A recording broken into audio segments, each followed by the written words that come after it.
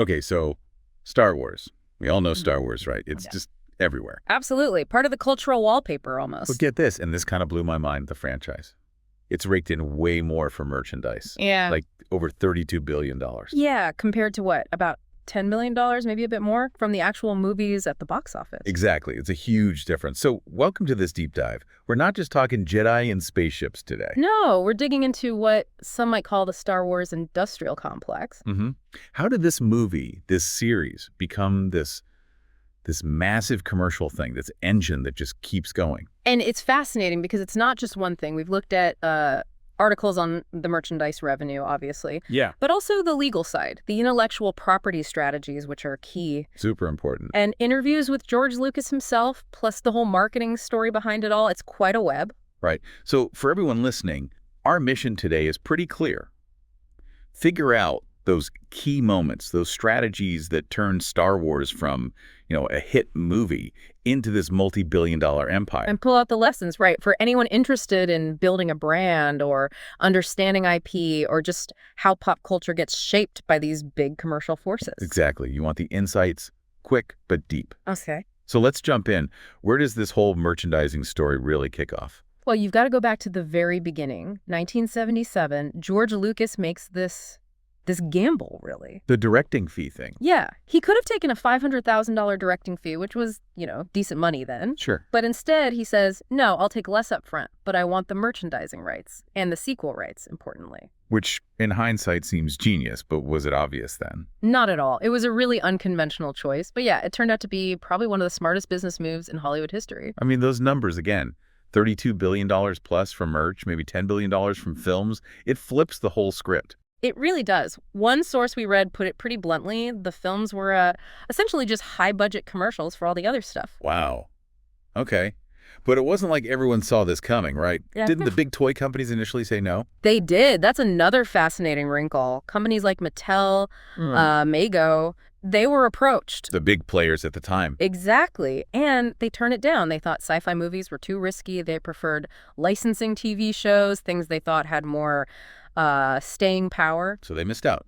Big time. Correct. Who eventually said yes. A smaller company based in Cincinnati, Kenner Toys. They weren't, the top dog. Oh, yeah. And they took a chance. They got the toy rights for a flat fee, just $100,000 a year initially. $100,000. That's it. For Star Wars toys. That was the deal. Of course, nobody knew quite how massive it would become. Right. Then the movie hits, it's huge, and suddenly it's Christmas 77. And Kenner has a problem. A big one. They just cannot produce the action figures fast enough to meet the insane demand. So what did they do? You can't just not sell toys at Christmas. Well, they came up with this really ingenious, kind of desperate solution, the early bird certificate package. Ah, the famous empty box? Pretty much. It was basically a cardboard display stand with a certificate, an IOU, essentially. Promising the figures later. Luke, Leia, Chewie, R2. Exactly. Kids got the certificate under the tree, promising the actual toys would arrive sometime in the new year. And the crazy thing is, those certificates, those empty boxes, themselves became collectibles. Oh, yeah. Highly sought after. A sealed one. Apparently sold for over $20,000 not long ago. That's incredible. A placeholder becomes valuable memorabilia. Just shows the frenzy around it. It really does. And when the toys did finally ship in early '78, the floodgates opened. The numbers were just nuts, weren't they? Astronomical. Kenner sold something like 40 million Star Wars toys in that first year alone. 40 million. Generating about $100 million in revenue. Just like that. Wow. And for collectors now, that first wave, the 12-back A figures, that's kind of the holy grail, right? Absolutely. But it obviously didn't stop there. Kenner and later Hasbro just kept expanding. Oh, yeah. It wasn't just figures. It was the ships. The Millennium Falcon, the X-Wings. Yeah. Those were huge. I mean, a sealed vintage Falcon can go for, over $40,000? Insane. And then plush toys, costumes for Halloween, video games, lunchboxes, bed sheets. Literally hundreds, probably thousands of different products over the years. The National Air and Space Museum actually has a great point about this. What's that? That the merchandise allowed generations of fans to sort of recreate and participate in the Star Wars experience long after they left the cinema. It kept it alive. It gives you a tangible piece of that universe. Which brings us to how they managed all this, how they kept control. The intellectual property side must have been critical. Oh, absolutely fundamental. Lucasfilm was, and Disney continues to be, incredibly assertive about protecting its IP. How assertive are we talking? Well, think about this. Roughly 205 patents filed, over 1,000 trademark applications, nearly 3,500 registered copyrights. It's a fortress. Okay, wow. So they use all the different legal tools, patents, trademarks, copyrights. How do those work together for something like Star Wars? Right, they overlap strategically. So copyright protects the actual artistic expression, look of a character, the script, the movie itself. Yeah. A patent might cover a unique mechanism in a toy, like how a lightsaber extends, maybe, though that specific example might be tricky. But you get the idea of functional inventions. Okay. And then trademarks protect the brand, identifiers, the names, the logos, the slogans, even distinctive shapes. So the trademarked character names, like Luke Skywalker, Darth Vader. Yep, Boba Fett, R2-D2, Yoda, all trademarked. Ship designs, too, like the TIE Fighter. They even got a 3D trademark for its shape, which is powerful because trademarks can be renewed forever, unlike patents or copyrights. So the shape itself is protected indefinitely. Potentially, yes, as long as it's used and renewed. And slogans, obviously, may the force be with you. Of course. And get this, even the word droid. No way, just the word droid. Lucasfilm trademarked it, so other sci-fi shows or movies have to be careful using that specific term. That's comprehensive. Yeah. And they defend this stuff. Vigorously. Yeah. There was that case against a group called the New York Jedi and Lightsaber Academy. Lucasfilm sued them for trademark infringement. Okay, so they're serious about policing the brand. Absolutely. And this tight control allowed them to license strategically. Giving Kenner those exclusive toy rights early on was huge. Yeah. And later deals with Hasbro, Galoob for the Micro Machines, and so on. It built this whole ecosystem. And you mentioned earlier, this merchandise wasn't just a side effect. It actually kept the flame alive. Yeah. Right? Especially between trilogies. Definitely. The toys, the books, the games, they kept Star Wars relevant during those long gaps when there were no new movies. Some sources even suggest that the success of the merchandise during the dark times actually encouraged Lucas to make the prequels. It certainly showed there was a huge enduring appetite for more Star Wars content. The demand was clearly still there decades later. So let's talk about Lucas himself for a second. What was his thinking back at the start? Was it always about building this giant merchandising machine? Well, according to interviews, especially around Episode I, his initial motivation for keeping those rights wasn't purely business. He said he wanted control partly to help promote the first film because he wasn't sure the studio, Fox, really got it or would market it properly. Okay, so promotion was key. And also, crucially, to fund potential sequels himself if the first one was successful. He wanted creative control and independence. That makes sense. Did he, design things for the toys while making the movies? Apparently not, much to the occasional frustration of his licensing team. He always maintained his focus was purely on the story, on making the film he wanted to make.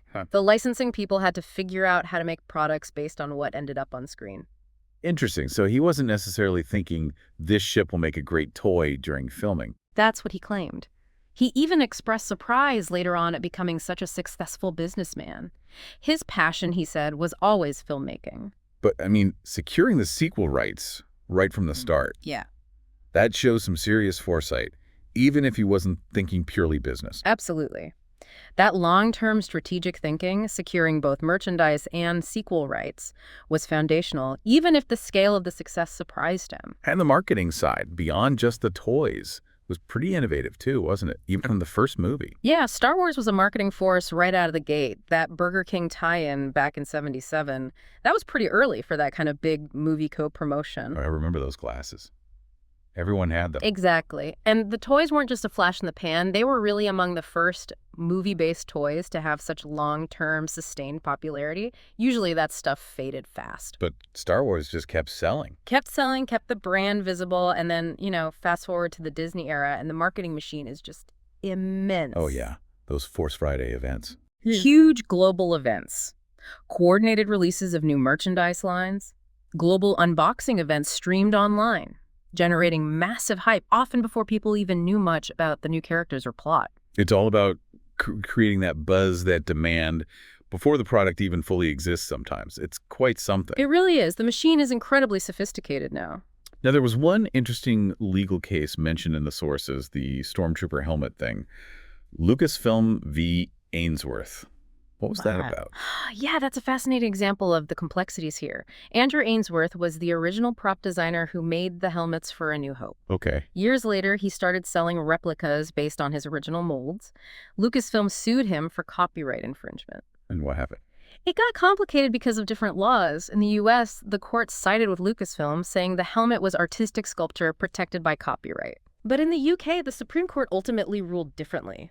They said the helmet was primarily a functional object, part of a costume and industrial design, and wasn't protected by their copyright law in the same way as a purely artistic work.